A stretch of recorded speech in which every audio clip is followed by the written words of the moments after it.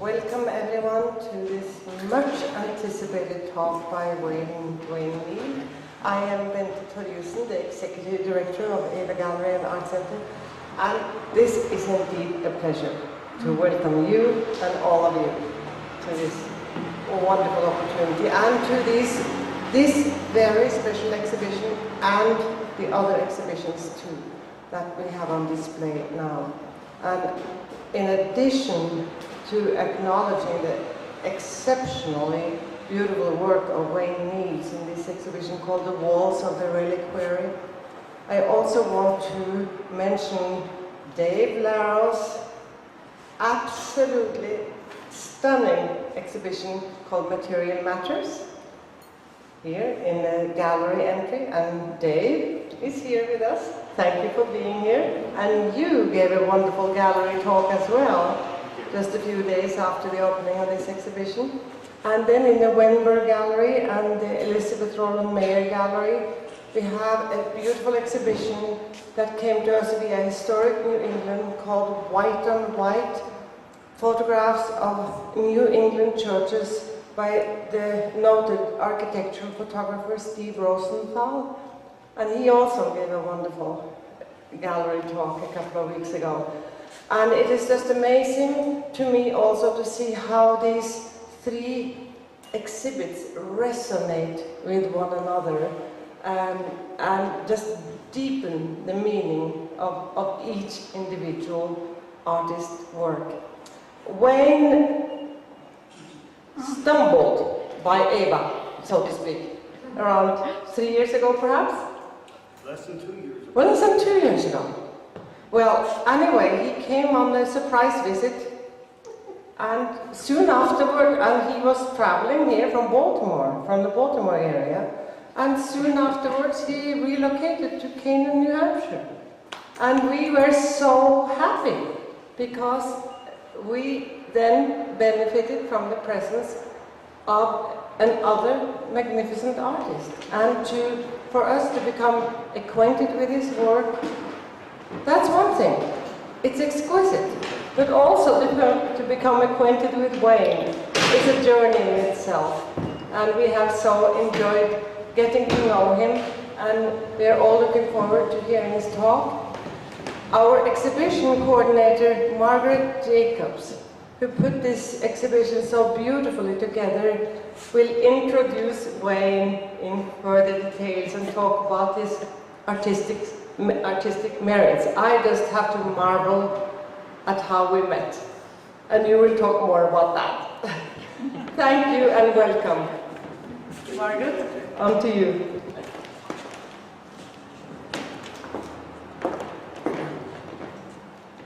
Wayne has studied art, English, art history, architecture, and his experience in the field of historic preservation is extensive.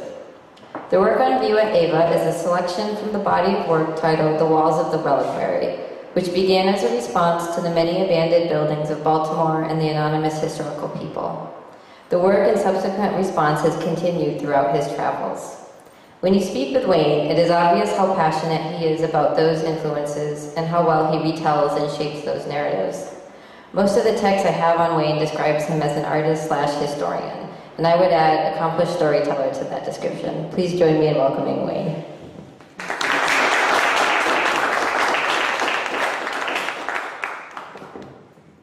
you very much. I don't mind telling you I'm nervous about this. I feel just the way I knew I would when the first time I gave Margaret an emphatic, irreversible no. She kept it. And I'm glad she did. I don't hope of the two speakers in the other two galleries are hard acts to follow.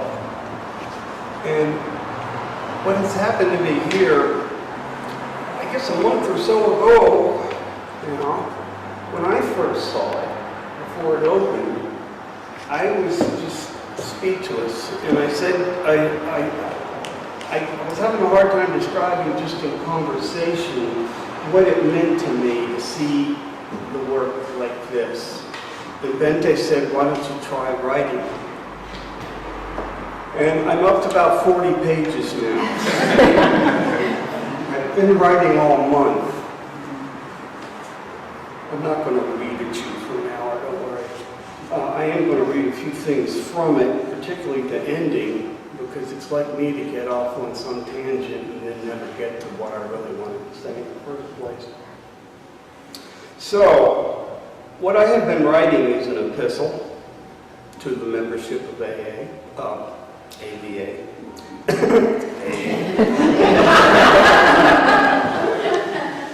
And people keep asking me, here are two terms that I've printed out. Reliquary. Most of this, it's a container or a shrine in which sacred relics are kept. An epistle, and most of us think in terms of a religious sense of what an epistle is, the books of the New Testament. But that really is not its primary meaning. Its first known use was in the 13th century in Middle English. It is a letter or a composition in the form of a letter. And that's what I've been writing. I didn't finish it, but I will, and I'll be giving it to you later, illustrated, I hope. So let me just run through a few things that I think might get us off to a good start. Why am I doing paintings on canvas at all? And why it is called Walls of the Reliquary. I've been a member of AVA for over a year now, and I'm still a new resident of Canaan, New Hampshire. My series of paintings, Walls of the Reliquary, has been in this really fine exhibition space since April 25th. It has been truly a significant event in my life.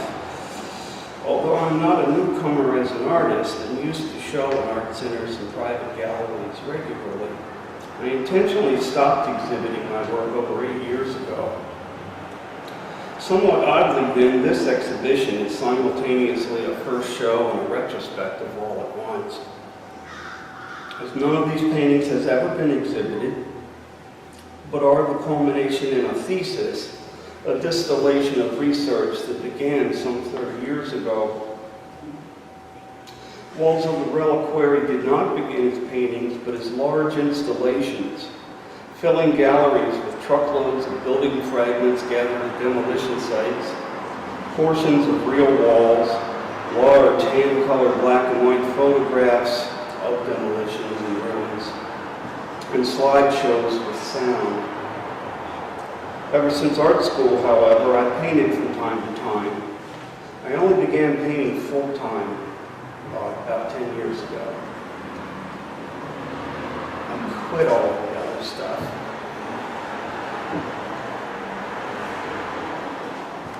For many years, I worked professionally and volunteered as an accredited historic site specialist doing field work for the Maryland Historical Trust, as well as similar government agencies in Virginia and Florida. I worked in both rural and urban settings. This work gave me the opportunity to examine thousands of historical buildings, which were often in a state of ruination. This is most important as far as the exhibition goes. Eventually, such work led to the battle zones of Baltimore, where as a result of urban flight, by the 1990s, Baltimore had over 15,000 vacant buildings.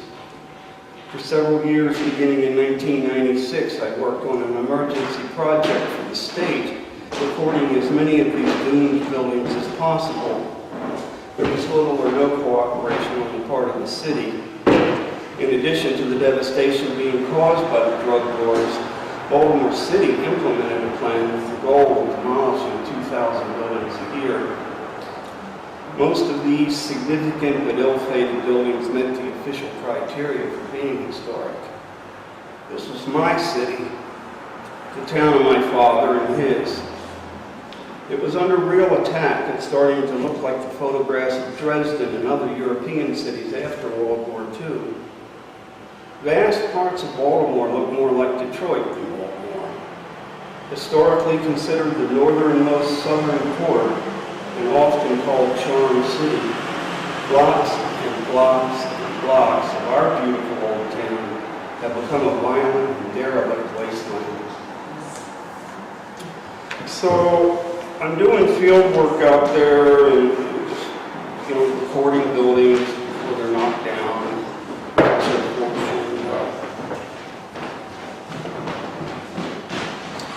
I began to see that my response to the ruins changed, and it was not that of either historic preservationists or demolitionists.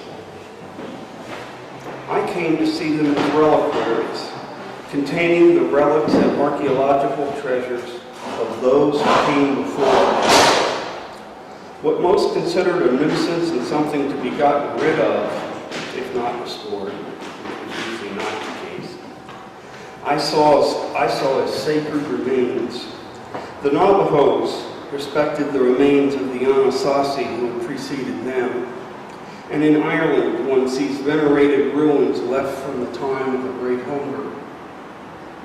Throughout Europe, ruins are often conserved rather than restored, let alone demolished. We're not real good at conserving ruins. It's usually one or the other with us.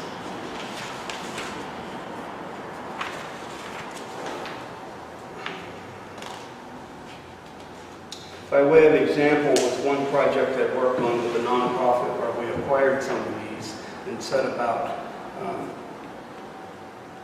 creating a shrine out of what was being used as a shooting gallery right in the battle zone there. And I was awarded grants by the Maryland Arts Council and by the Baltimore Society for the Arts to work with this group in creating a shrine. It stands in my memory mostly now as explanation why there is no such thing as art by committee, and I'm never doing it again. But I got a lot out of it, okay? Architectural ruins often possess a beauty all their own. They can provide a romantic atmosphere, have symbolic value, and often evidence a collaboration between humankind and nature that can result in unique sculptural forms and colors. Most importantly, ruins can provide a spiritual opportunity as a visual link with lives already led. Restorations can teach, but ruins connect us in spirit, conveying a message for which there usually aren't any words. True symbols. The additions and alterations, the worn surfaces, layers of different color paint and wallpaper from each family speak to me through an acquired patina, a painting really, over 150 years in the making. Old walls become a one-of-a-kind painting, testifying to the many lives led in that building. They constitute a visual record of those who came before. To me, their markings and forms are not unlike the stone carvings of Native Americans, the runes of the Celts and Norsemen, or even the ancient cave paintings of France and Spain. We tend to see them as dirty, ruined walls. Can't wait to restore them again. In this case, the group voted to do a lot of hard work to make the place look the way it did when it was built in 1848. And they did an excellent job. And my first thought was, it only looked that way for about a year. What about all the lives that have been led in these buildings? And these were alley houses where anonymous Irish railroad workers had lived, as well as other poor folks after them. It's the anonymous history that was referred to in the introduction. I'm more interested in that than I am the stories of successful, affluent people. Their stories get told. It's the lives that are led. They don't even show up in public records sometimes. Okay, after losing many battles trying to preserve such historical paintings and fighting with restoration-minded preservationists, as well as demolitions, and one last big fight in particular, I decided to start painting my own walls. Everybody else could stay the hell off. Walls of the Reliquary as a project on canvas began at that point. In 2005, I left Baltimore to work full-time on my paintings in a very rural part of Appalachia.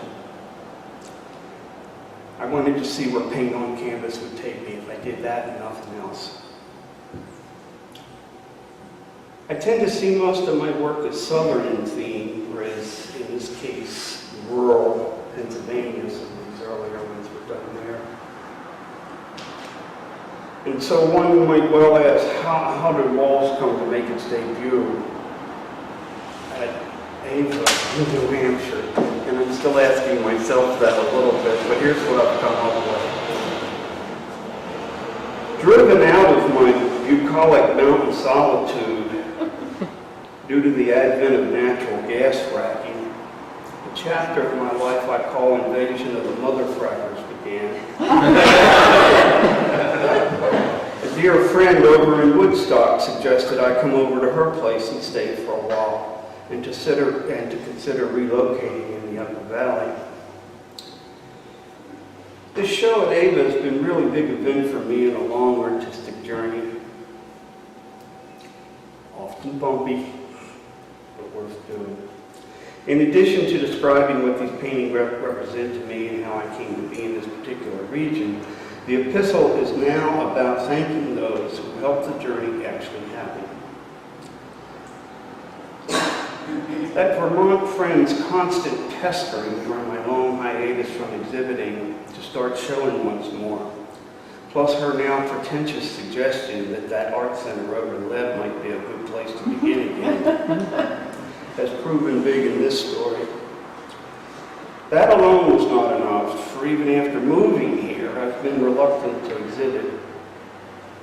The last year and a half, however, Murray Magoima and Margaret Jacobs have gently, but regularly, prodded me into submitting a proposal to exhibit from Walls of the Reliquary. They were good enough to come out and look at the paintings, and then it started. And I thank you.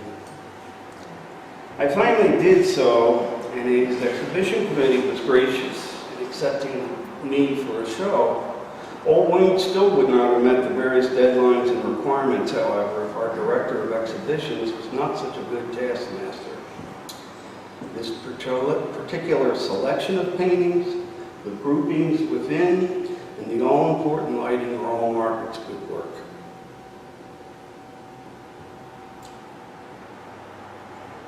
Although somewhat difficult for me, I stayed pretty much out of that process.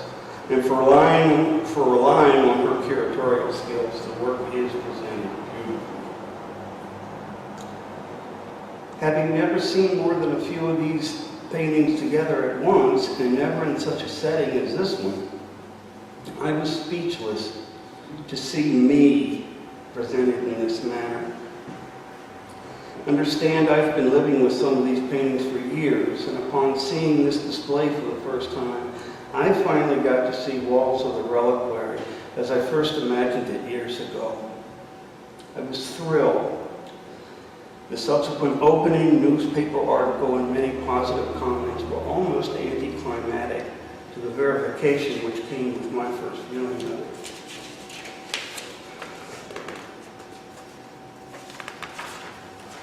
Okay. Now there's this certain Norwegian lady to talk about.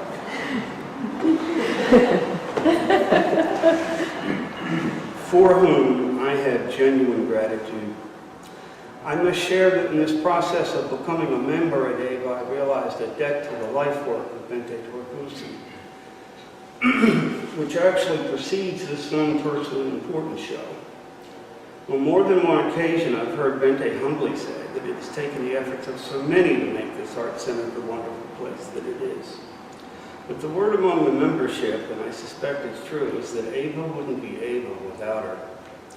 She was among AVA's founders and has been the director for the last 28 years.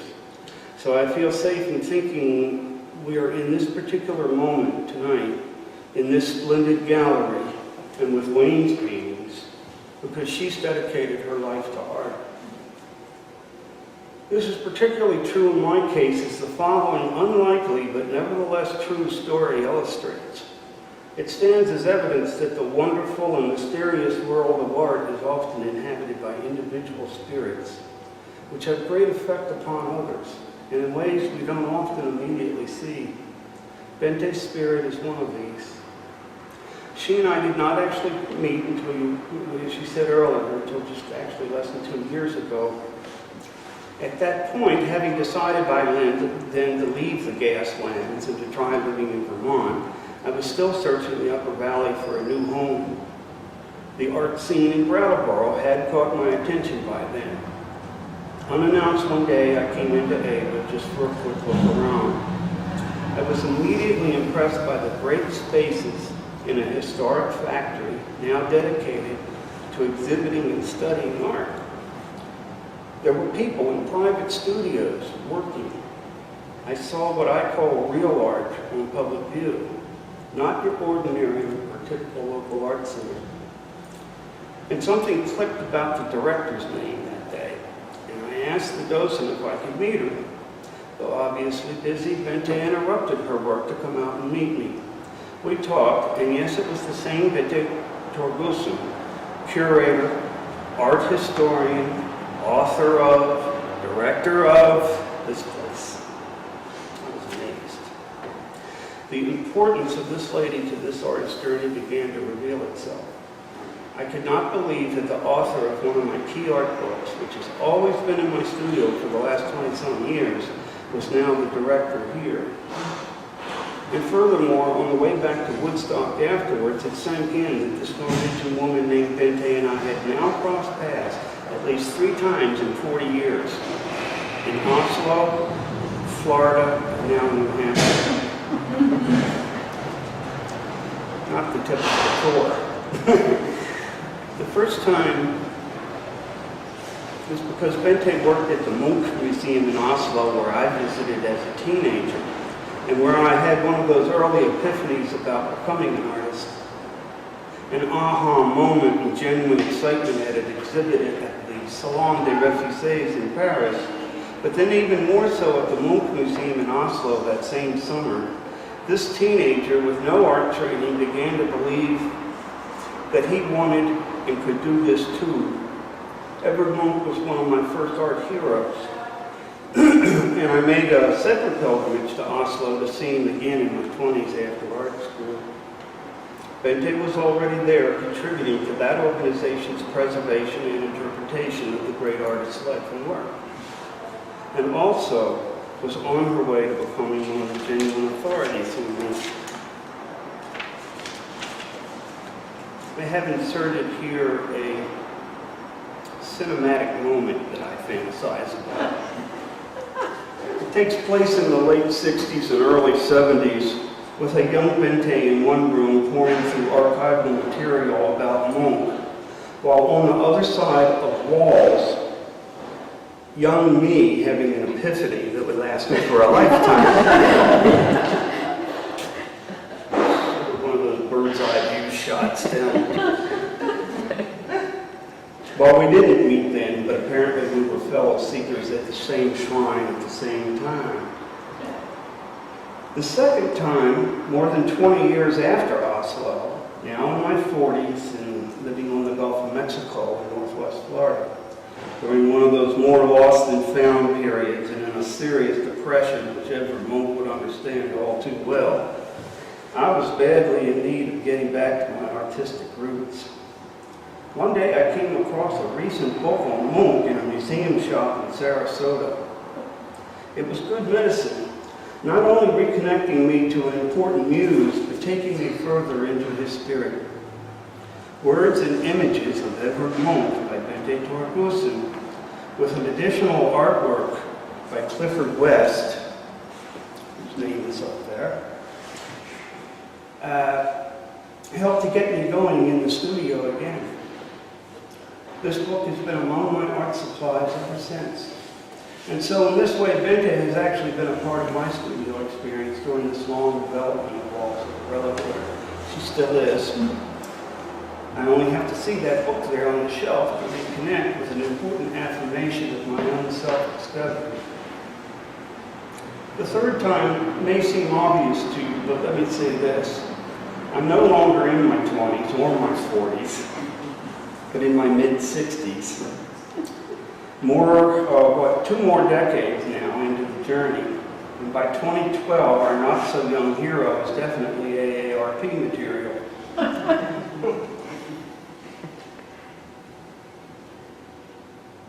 I'll leave some of this out. Many things which used to seem important to me don't now, while other things have gained in significance. Something extraordinary has happened to me just recently. During the springtime 2014, my paintings have finally been hanging in a real great art gallery.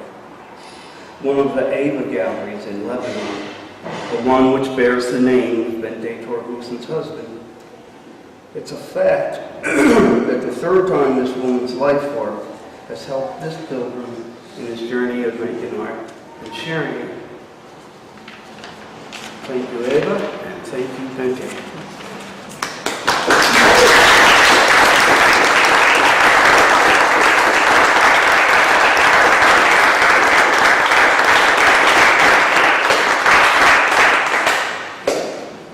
So, here's what we can do. You can ask questions and I'll try and answer them. If you all just sit there looking at me, I'll pick that up and start reading again. But there's more. Yes. Can you talk about the in and the out of these works? And what I mean is, you painted them. Yes. But for me, they look old. They look like artifacts rather than paintings. Good. So how did that work? I don't know. I mean, why do they look that way? Or are you asking me a How did technical you do question? that? How did I? Oh, I'm not telling you. Colors. I study I love rust. And I study the colors. I used to be a metal sculptor, and I loved rusty old objects. You know, we were talking before, you know, I used to just go all over the alleys and junkyards of Baltimore collectors. I love this. There's this patina that is on something old, and I've tried to study and imitate the colors I see on objects. And I don't set up my easel out there and start painting the building that I'm looking at, but I do study buildings all the time. I'm just always looking at decay, but I find a certain beauty in it. I'm trying to find the colors and textures of it. Did I answer your question? Mm-hmm. Okay. Can I say just Please. quick remark, since you mentioned the name of my late husband, Clifford West, who taught here for a number of years. Right. And very frequently he got the question in class, how? And always he responded with, the more interesting and more important question is, why? Yeah. And that seems to me to resonate with your quest here. Mm-hmm. But let me also just say the one observation here with having had the privilege of going in and looking at your work every day.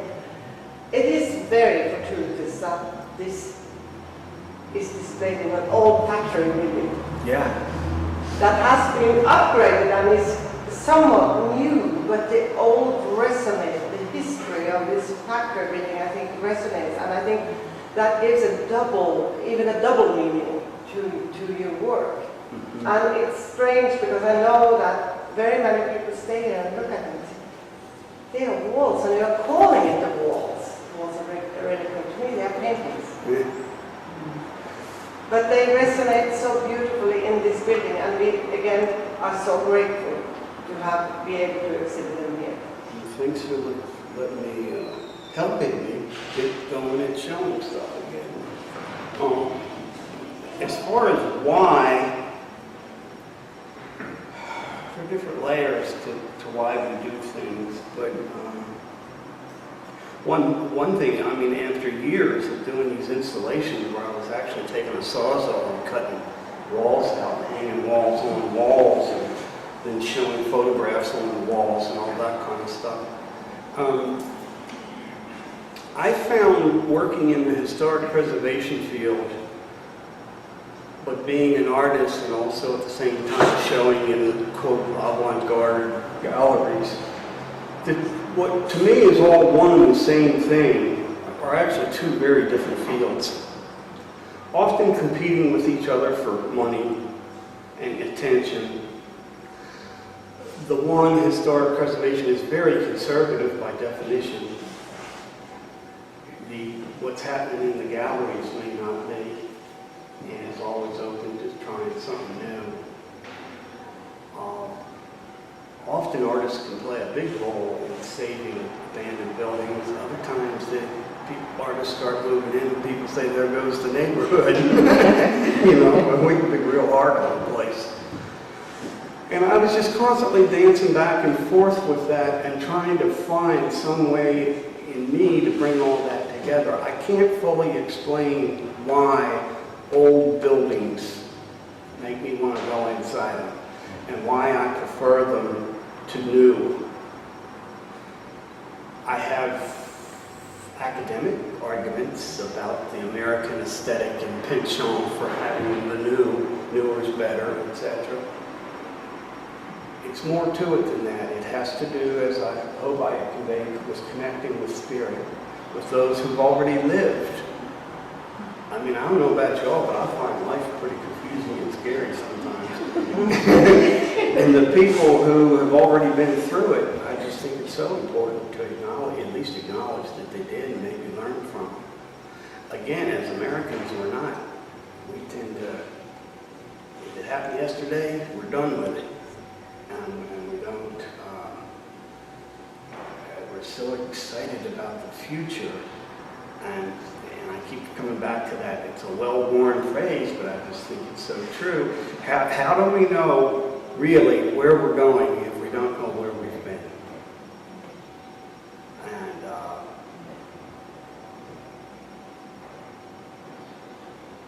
it's got something to do with it. I'm just real curious about who was here before and what were their lives like. Anybody else? Don't be offended, but I believe that how you do anything is how you do everything. So I need to know about your boots. My boots? Because they are kick-ass boots. And they're different boots, and they're special boots, and I've been staring at them for now a half hour, and they're like part of you, so what's the deal with your boots? What's the deal? Yeah. Probably not unlike what we're talking about. Exactly. These are very traditional boots made by Red Wing. Been making them like this since the 30s. Okay. And I like them because they're real comfy. They're fabulous. You're funny. That gives a big picture. I'm staring. I'm like addicted to them. I love them. Okay. Okay, well, I'll tell you where you can get some later. All right. I just have a comment, because I'm an architect, and lately I've been obsessed with building materials and how they age, because the new buildings, as you say, people, the first thing they usually say is, I want a building where I don't have to maintain it. Yeah. And usually, to me, that means the beautiful old wood, that patinas well, but to them it means plastics and things that don't change, that look as new today as they will look 10 years down the road, which never happens. It's actually the opposite. So this is such a celebration of patina, of what beauty happens when you let something weather. And that's what really calls to me in these paintings. It's a celebration of time and an acceptance of what happens to materials. And I think we've lost that in this country to a certain extent. We just can't allow things to weather, and we pick materials that weather badly in the hopes that they will never weather. So that was just a comment. I have to add something to that, Sloan, and that ties into Wayne's, when he visited Norway, to look at the work of Edvard Munch. Munch was he lived a long life. He became 80 years old. Towards the end of his last 20 years of his life, he had a rather large estate just outside of Oslo, and he painted. He had a big studio, and he also had an open-air studio. But very often, he took his paintings, and in particular paintings that he said didn't behave well, he took them and placed them outside and let the weather participate. He even hung them in trees, and they were, rain, snow, birds. And he said, there is a different feeling when he got away from the newness of it, and he really strove for this, that the weather, the elements could participate in the creation of his work. Of course, today the conservators do have a tough job. Yeah. In many other cases, but again, those shiny new surfaces, he worked deliberately to avoid that. So that fits in both with what you say and what you say, and also in how so much material, as it ages and is used, takes on the feeling of touch and wood, leather. The boots are nicely taken care of, by the way. So Today. and so on. And regular maintenance lends its own Touch to it. Right. You feel You that. have to touch it to You maintain feel it. that. Right. In particular wood. Right. I connect all of this too with, again, the American, we used to do a course called Architecture as Symbol. And so you look at a building, and what do you know just from looking at the building? What can you assume? And a lot of times it's not such a good thing, just like our cars or our clothes or anything else. We're very judgmental about where we fall. We're not supposed to have, theoretically, we don't have a caste system in this country. And yet where you fall in the economic range, it says everything about who you are. And so if your house looks like it needs a coat of paint, or your car isn't as new, it's this deal.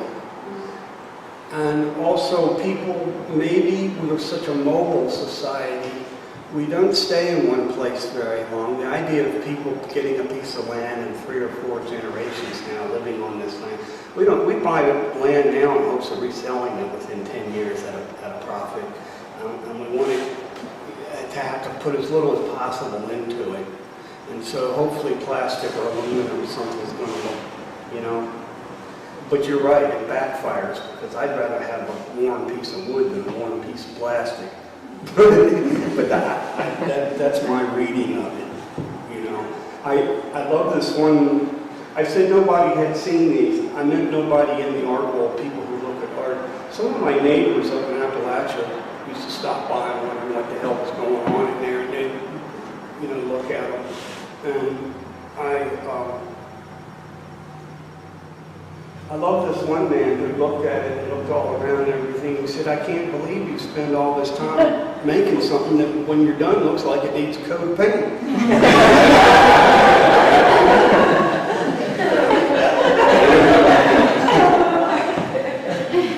And then there was the wonderful man, they're not here. I did a series that have dairy cows in it, and the cows are sort of fading and becoming ghosts as the dairy industry is.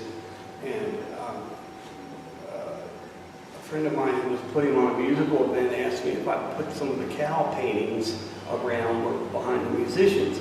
I said, okay. So I went around and they were playing in front of this one man with a farm hat, coveralls, the real thing, kept coming over and looking at this painting of the cow, and he'd walk away. And then he'd come back again, and he'd walk away. And I thought, boy, he's really interested. So I went over to see what he, and I said, what do you think of that painting? And he said, that cow sure does have fine udders.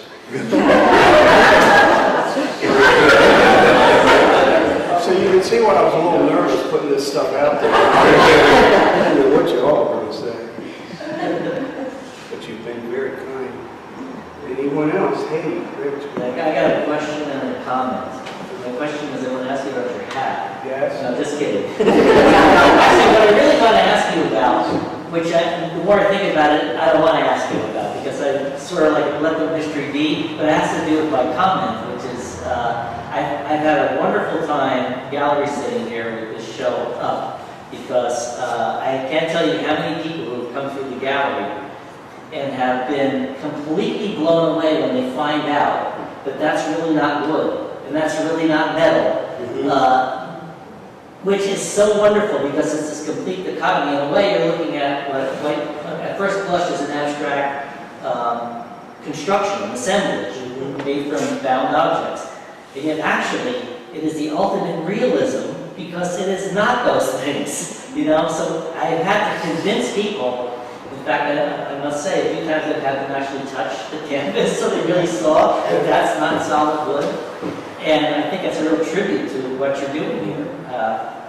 It works on so many levels, and you have surprised a lot of people with that because it is so well done, they just cannot believe that that is the process. And that's why I sort of want to know a little more about the technical end of it, but in another sense I don't want to know, you know. I don't want to know how much, you know, spackle you put in and what paint you're using. You don't really specify you're using oil paint or you're using, you know, latex paint that's used in painting wood, but maybe I shouldn't know.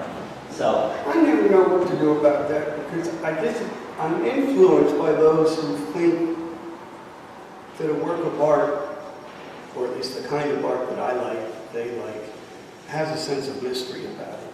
Mm. And I've had negative criticisms in newspapers about it being too didactic when I was on my preservation kick, and artists being disappointed that that it had blown the mystery. But then I could be very mysterious and have the preservation crowd show up and they all upset because they didn't understand, they didn't want to know this, they wanted to know that. When it worked, I had both audiences. When it didn't work, nobody liked it. And I've been there. And it surprised me because I used to gather objects, placing them in a different context. I mean, I did a lot of altar pieces, wall hangings that I considered to be altars to sacred. And these were usually made out of pieces of buildings and furniture and stuff I find in the alleys.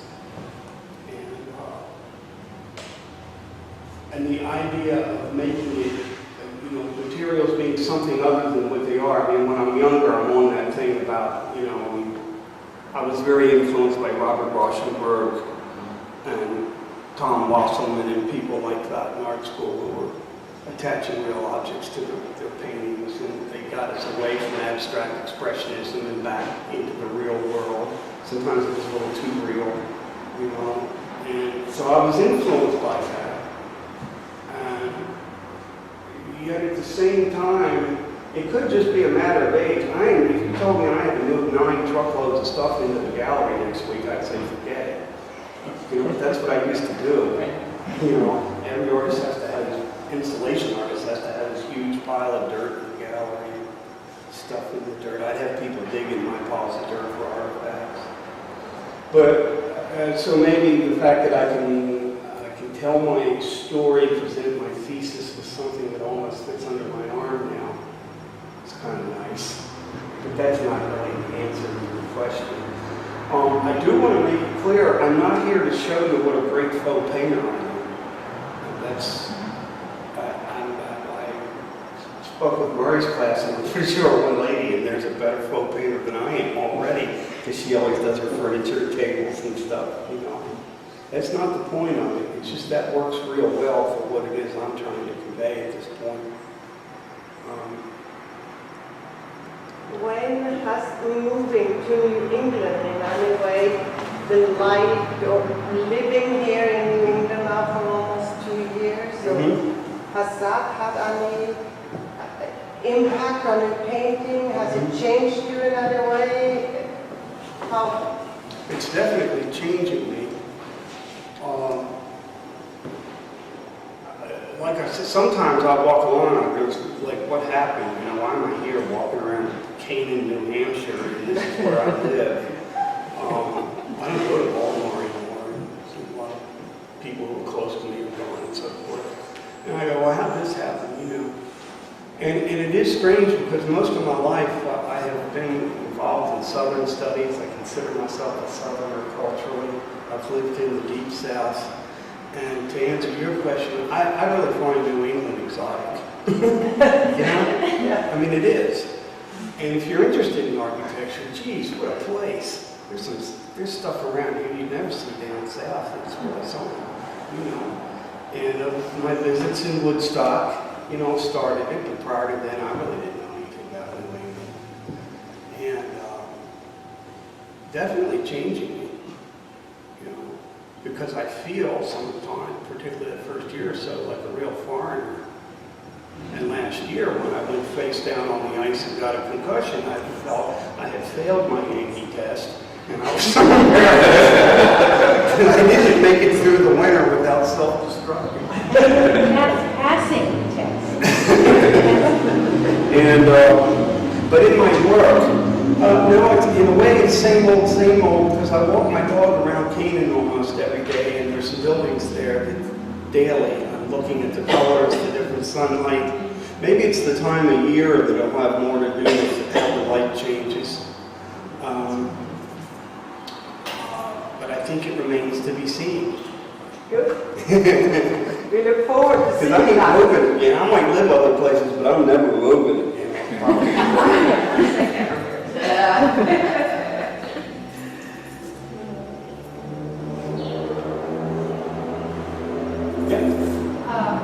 Pennsylvania and New York, Uh-huh. these are places that are part of your work. Yes. Can you talk about that a little bit? Yes, that's, like I say, I go off on tangents, and you know, I was trying to watch myself tonight and say some important things first, in case you did. Here we go. Some of my tangents have lasted 4 or 5 years. When I left Baltimore, very disillusioned and exhausted, I lost a huge preservation battle right in my own neighborhood. And I come from a village on the north of Baltimore, not unlike Enfield, a mill town. Everybody knew everybody for generations. And overnight, it's gone. And it was declared a National Register Historic District and then reversed by local officials who were in cahoots with the developers. And I felt a lot older. Life is short. I was doing some spiritual work, some studies that helped me realize that perhaps I wasn't letting the real me happen. And before it was all over, I wanted a painful time. I went to art school, like so many in my generation, I went to art school to be a painter. And I wound up doing everything except that.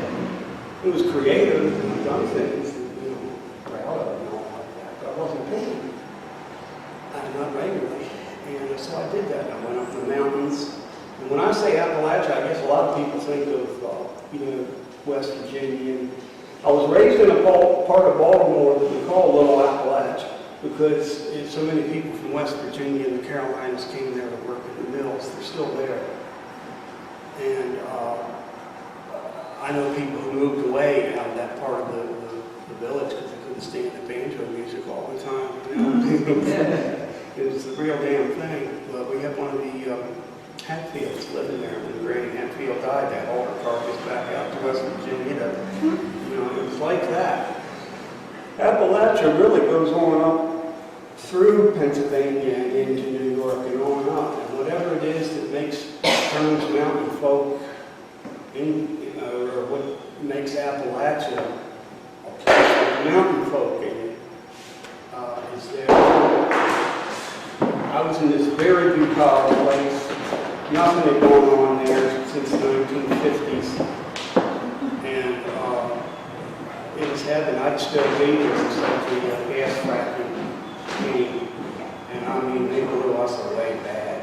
They still were doing it. And I had to get out of there. I sold it at a loss just to get away from it. And,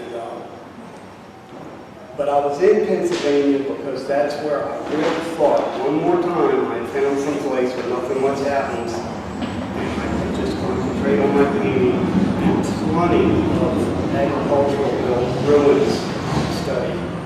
That's why I was there.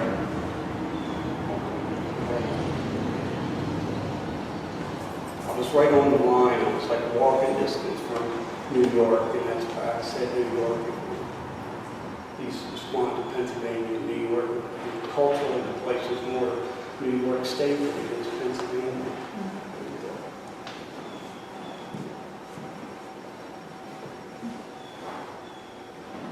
Wait, I have a confession. I've touched every single one of them.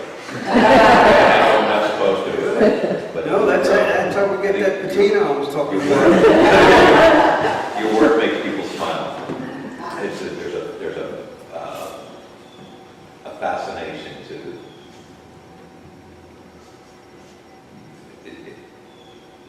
I think what you're trying to achieve, you have achieved. Thank you. That's really nice to hear, you know, because my early work, and if you do study Munch and others, you'll see it, the early work, people didn't smile when they saw it. They were really sad, or they were terrified, you know, and so angry, you know, and I was trying to share sadness and deal with it as he does in his early work, you know, death and lost love and all these themes that do not make us smile. But, and then later, Bente will tell you later, his later works, he found something. I never did figure out what it was, but something went off. You know, he's sitting in the park and doing these beautiful, you know, he loves it. He's glad he's alive. And, yeah, it's exhausting to be angry and depressed all the time. And while great art comes out of it, it's not real good for one's spirit, I don't think, or mind. I'll put it that way. Well, I'm just beginning with one class with Murray here. I'm learning about color. Yeah. And what I see is you clearly have handled the material. I mean, you know this material from holding it. And then to observe, that's the miracle to me, to extract whatever goes on in your mind that can make those colors that look old, the layering and that's the wonderful mystery. But you can tell you've felt it and you've touched this stuff, the real stuff. And then to recreate it is like, I don't know. But the colors are really... I didn't mean to sound so smug when I said I'm not telling you. This is, I built a stretcher, Yeah. stretch a canvas, gesso it like you do in any other Right. painting, you know. Then I maybe start building up some areas with a commercial spackle that I use. Then I start painting, and it's painting. It's the colors that you have to apply at a certain time in order to get the color you were studying all day. And I'll go nuts sometimes, and I'll paint the darn thing, the next morning I'll look at it, and I'll go back out and I'm walking the dog, and I'll go, I didn't get it. But that's what I got from the class here, layers and layers and layers and things, unique colors and how the light hits it.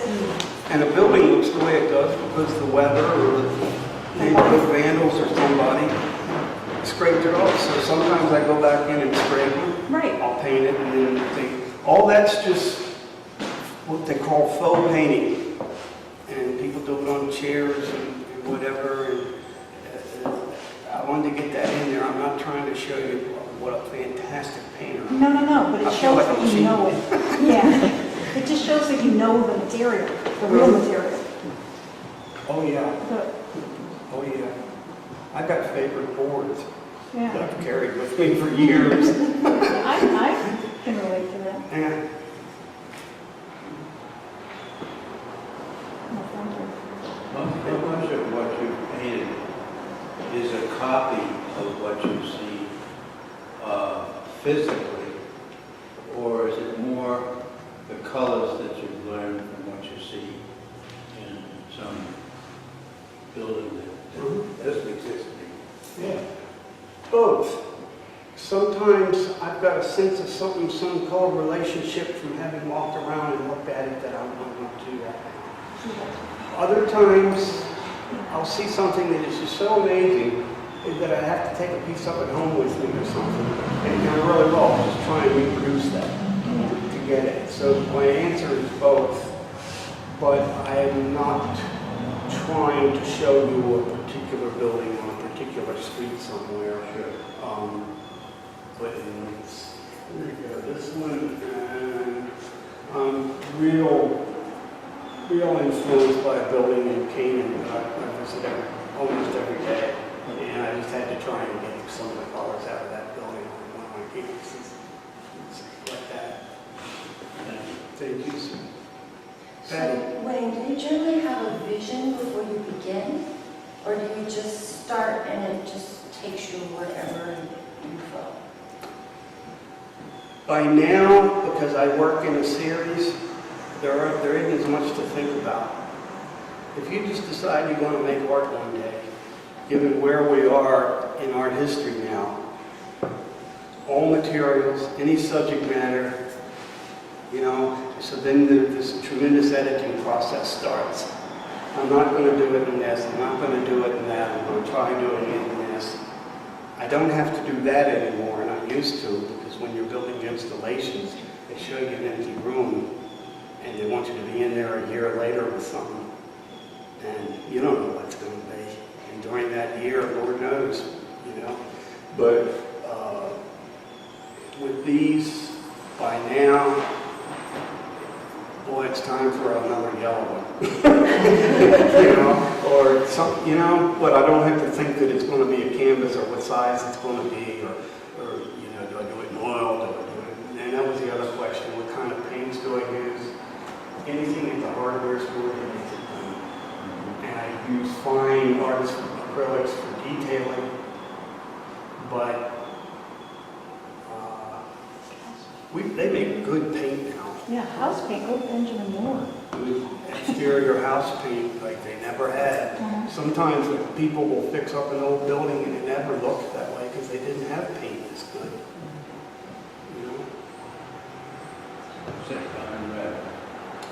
Barn red is such an interesting color. It's like saying what color is black.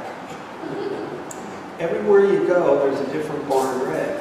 And then because the weather is different there, and the age of the building, the weather has changed the red. There are these different colors. I do notice here in New England a barn red that has so much blue in it, it's almost purple. And I don't see that down south. There are some colors down south that you'll never see it. That's true.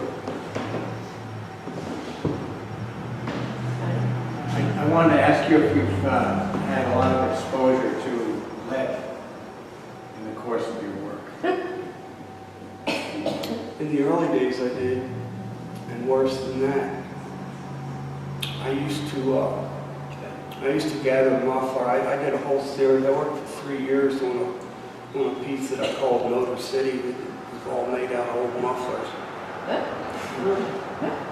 Galvanized to my lungs. But lead, I knew a lead sculptor, and she, towards the end of her career, she had to constantly have blood tests because there was so much lead in her blood, and she eventually got sick and died. But I'm not aware of. The old paints. Yeah. No. We're probably waiting for the study to come out on acrylics that shows it's even worse.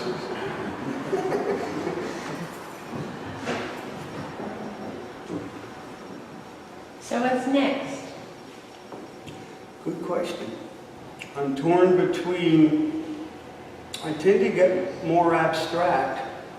In one sense, that's another thing about your question. The fact that I'm doing these paintings that look like something other than what they are is interesting, because what I was trying to do is condense 9 truckloads of stuff, make the same statement, more. That was a move towards abstraction. Plus, I've always been real interested and impressed by people like Rothko and others as to what their process was in achieving a spiritual connection. And it wasn't just the look of it, or I read somewhere he didn't even like being called a colorist, can you imagine? You know, but that what he was after was people would stand in front of his paintings and cry, and he had succeeded.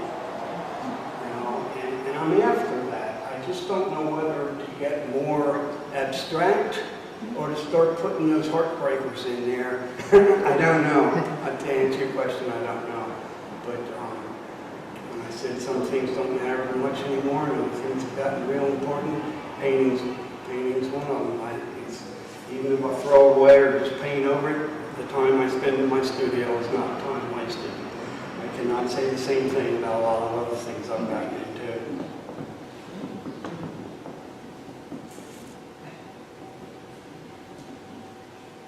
It's a way of being and finding.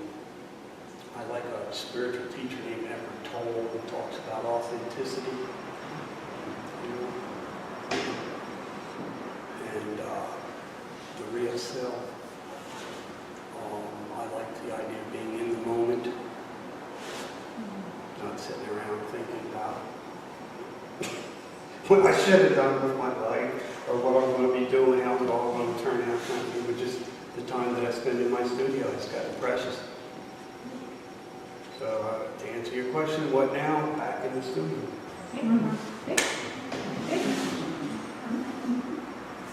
You're the timekeepers.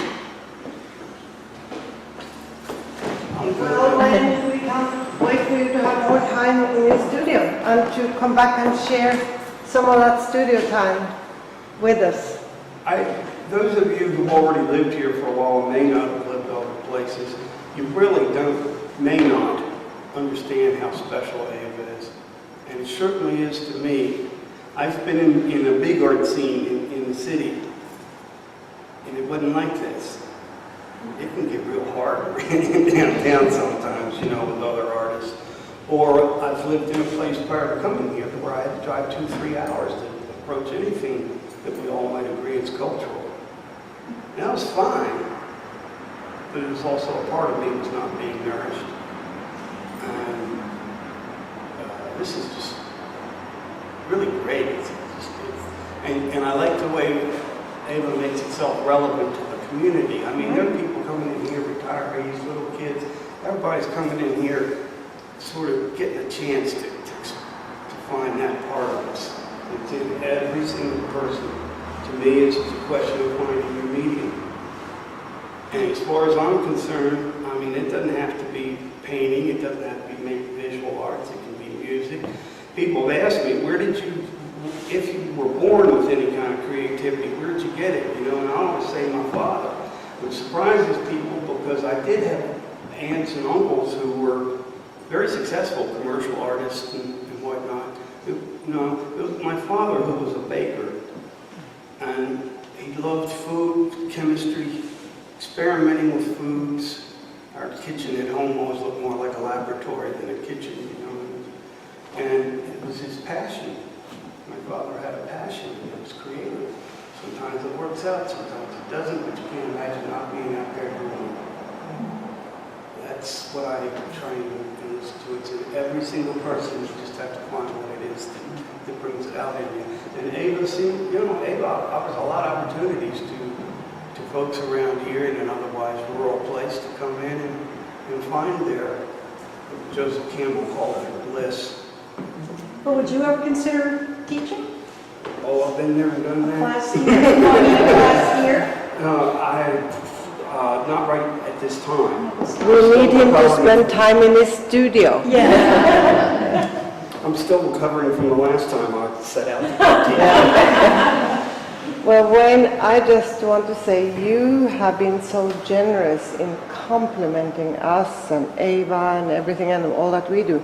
But we owe you huge thanks because you have given us so much through sharing your insight tonight and also, most importantly, by showing you beautiful work. It has really touched us all deeply in many different ways.